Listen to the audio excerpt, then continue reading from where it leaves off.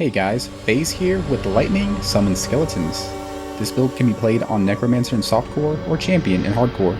It should be a solid minion build this league for those that don't mind an active playstyle. For anyone familiar with the Lightning SRS build I've covered before, this build is similar in many ways.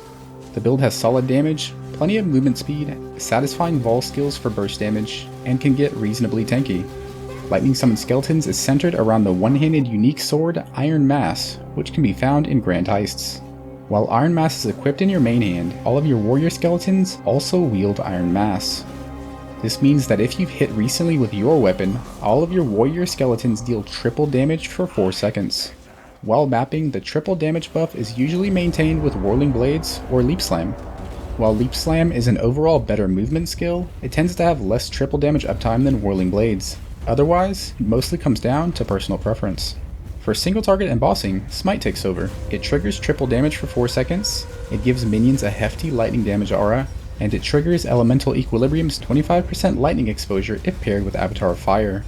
Realistically, the playstyle of maintaining the triple damage buff isn't for everyone, but it feels rewarding with good execution. As usual, most of the flat lightning damage comes from Wrath, Smite, and Generosity, socketed inside of March of the Legion, which then gets tripled by Iron Mass. Ghastly Jewels are another fantastic source of flat lightning damage. In softcore on a Necromancer, this build can be played as crit. In hardcore on a Champion, crit is tight on passive points, so will generally lean towards non-crit.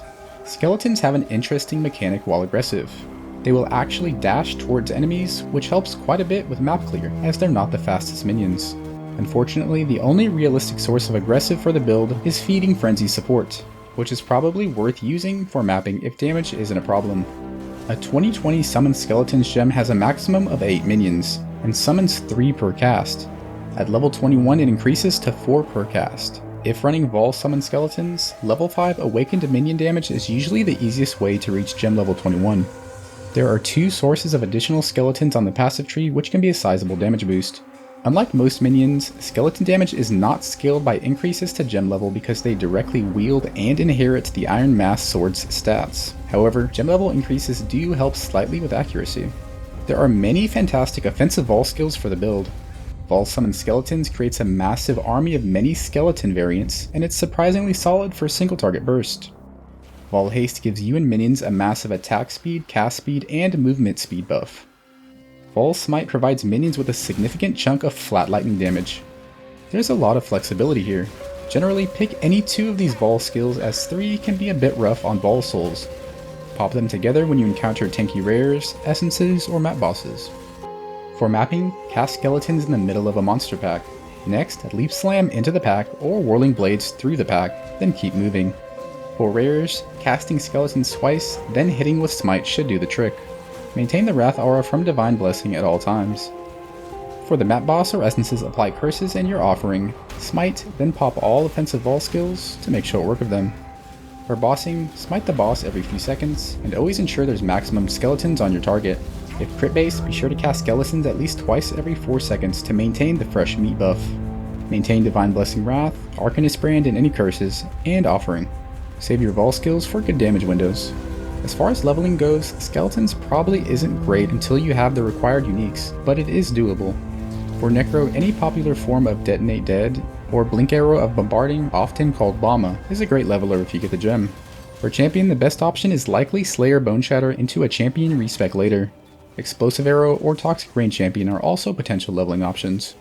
Required items are Iron Mass, March of the Legion, and Blessed Rebirth. Blessed Rebirth guarantees 4 seconds of uptime per cast, and allows us to ignore minion defenses if not running support minions.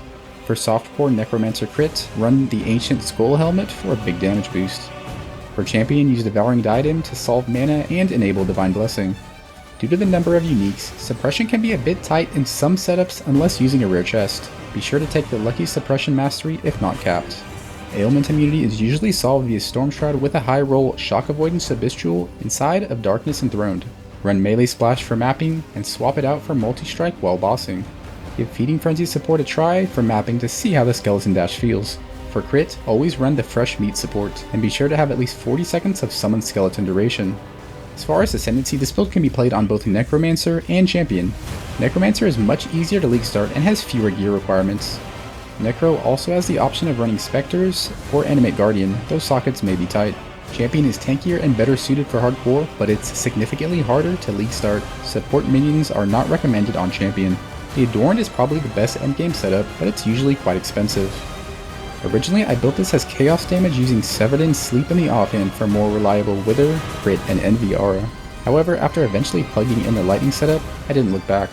There's a softcore only Necro crit PoB in the description below, and for hardcore there's a champion non-crit version. Click like and subscribe if you enjoy the content. As always, thanks for watching.